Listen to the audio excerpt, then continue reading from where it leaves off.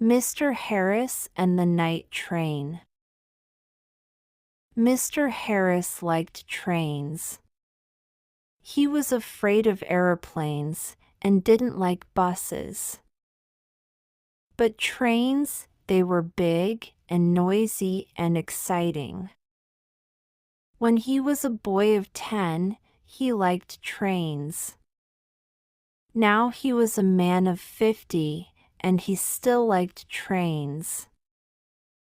So he was a happy man on the night of the 14th of September.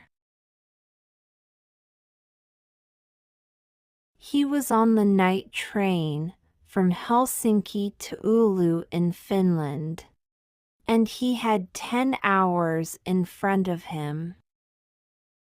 I've got a book and my newspaper, he thought. And there's a good restaurant on the train. And then I've got 2 weeks holiday with my Finnish friends in Oulu. There weren't many people on the train, and nobody came into Mr. Harris's carriage. He was happy about that. Most people on the train slept through the night, but Mr. Harris liked to look out of the window and to read and think. After dinner in the restaurant, Mr. Harris came back to his carriage and sat in his seat next to the window. For an hour or two, he watched the trees and lakes of Finland out of the window. Then it began to get dark, so he opened his book and began to read. At midnight the train stopped at the small station of Otava. Mr. Harris looked out of the window, but he saw nobody. The train moved away from the station into the black night again. Then the door of Mr. Harris's carriage opened, and 2 people came in. A young man and a young woman. The young woman was angry. She closed the door and shouted at the man, "Carl, you can't do this to me." The young man laughed loudly and sat down. Mr. Harris was a small, quiet man. He wore quiet clothes, and he had a quiet voice. He did not like noisy people and loud voices. So he was not pleased. Young people are always noisy, he thought. Why can't they talk quietly? He put his book down and closed his eyes. But he could not sleep because the 2 young people didn't stop talking. The young woman sat down and said in a quieter voice, "Carl, you're my brother, and I love you. But please listen to me. You can't take my diamond necklace. Give it back to me now. Please." Carl smiled. "No, Elena," he said. "I'm going back to Russia soon, and I'm taking your diamonds with me." He took off his hat and put it on the seat. "Elena, listen. You have a rich husband, but I have no money. I have nothing. How can I live without money? You can't give me money, so I need your diamonds, little sister. Mr. Harris looked at the young woman. She was small, with black hair and dark eyes. Her face was white and afraid. Mr. Harris began to feel sorry for Elena. She and her brother didn't look at him once. Can't they see me? He thought. Carl, Elena said. Her voice was very quiet now, and Mr. Harris listened carefully. You came to dinner at our house tonight, and you went to my room and took my diamond necklace. How could you do that to me? My husband gave the diamonds to me. They were his mother's diamonds before that. He's going to be very, very angry, and I'm afraid of him. Her brother laughed. He put his hand in his pocket, then took it out again and opened it slowly. The diamond necklace in his hand was very beautiful. Mr. Harris stared at it. For a minute or two nobody moved, and it was quiet in the carriage. There was only the noise of the train, and it went quickly on through the dark, cold night. Mr. Harris opened his book again, but he didn't read it. He watched Carl's face with its hungry eyes and its cold smile. What beautiful, beautiful diamonds, Carl said. I can get a lot of money for these. Give them back to me, Carl, Elena whispered. My husband's going to kill me. You're my brother. Please help me. Please. Carl laughed again, and Mr. Harris wanted to hit him. Go home, little sister, Carl said. I'm not going to give the diamonds back to you. Go home to your angry husband. Suddenly there was a knife in the young woman's hand. A long, bright knife. Mr. Harris watched with his mouth open. He couldn't speak or move. Give the diamonds back to me, Elena cried, or I'm going to kill you. Her hand on the knife was white. Carl laughed and laughed. What a sister, he said. What a kind, sweet sister. No, they're my diamonds now. Put your knife away, little sister. But the knife in the white hand moved quickly up, then down. There was a long, terrible cry, and Carl's body fell slowly onto the seat. The color of the seat began to change to red, and the diamond necklace fell from Carl's hand onto the floor. Elena's face was white. Oh no, she whispered. Carl! Come back! Come back! I didn't want to kill you.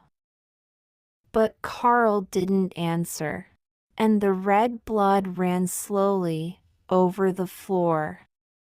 Elena put her head in her hands, and again in the carriage there was a long, terrible cry. Mr. Harris's face was white too. He opened his mouth, but he couldn't speak. He stood up and carefully moved to the door. The young woman was quiet now. She didn't move or look up at Mr. Harris. In the corridor, Mr. Harris ran. The guard was at the back of the train, and Mr. Harris got there in half a minute.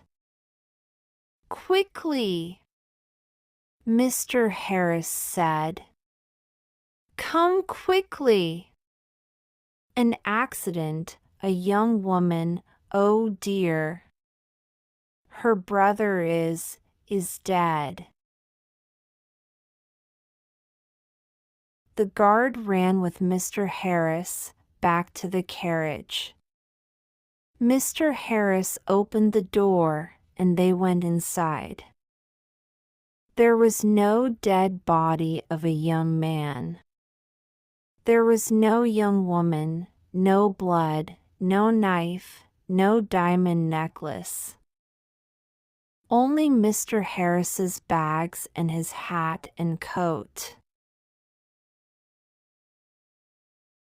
The guard looked at Mr. Harris, and Mr. Harris looked at him.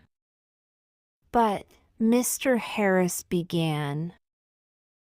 "But they were here. I saw them. She, the young woman, she had a knife and she killed her brother." "A knife, you say?" the guard asked. "Yes," Mr. Harris said quickly. "A long knife, and her brother took her diamonds, so she, Diamonds," the guard said. "Was the young woman's name Elena?" he asked. "Yes, it was," Mr. Harris said. "How do you know that? Do you know her?" "Yes and no," the guard said slowly. He thought for a minute, then looked at Mr. Harris. "Elena di Serenelli," he said. "She had dark eyes and black hair. Very beautiful. She was half Italian, half Finnish. Her brother was a half-brother. They had the same father, but his mother was Russian, I think." "Was? Had?" Mr. Harris stared at the guard. "But she, Elena, she's alive." "And where is she?" "Oh no," said the guard. "Elena di Serenelli died about 80 years ago. After she killed her brother with a knife. She jumped off the train and died at once. It was near here, I think." He looked out of the window into the night. Mr. Harris's face was very white again. 80 years ago," he whispered. "What are you saying? Were she and her brother?" "But I saw them." "Yes," That's right, the guard said. You saw them, but they're not alive. They're ghosts. They often come on the night train at this time in September. I never see them, but somebody saw them last year. A man and his wife. They were very unhappy about it. But what can I do? I can't stop Elena and Carl coming on the train. The guard looked at Mr. Harris's white face. You need a drink, he said. Come and have a vodka with me. Mr. Harris didn't usually drink vodka, but he felt afraid. When he closed his eyes, he could see again Elena's long knife, and could hear her terrible cry. So he went with the guard to the back of the train. After the vodka, Mr. Harris felt better. He didn't want to sleep, and the guard was happy to talk. So Mr. Harris stayed with the guard, and didn't go back to his carriage. Yes, the guard said, it's a famous story. I don't remember it all. It happened a long time ago, of course. Elena's father was a famous man here in Finland. He was very rich once, but he had 3 or 4 wives, and about 8 children. And he liked the good things of life. So there wasn't much money for the children. Carl, the oldest son, was a bad man, people say. He wanted an easy life and money in his hand all the time. The train hurried on to Oulu through the black night, and the guard drank some more vodka. Now, Elena, he said. She didn't have an easy life. With those 3 difficult men, her father, her brother, her husband. One year she visited her mother's family in Italy, and there she met her husband, Di Serenelli. He was rich, but he wasn't a kind man. They came back to Finland, and Carl often visited their house.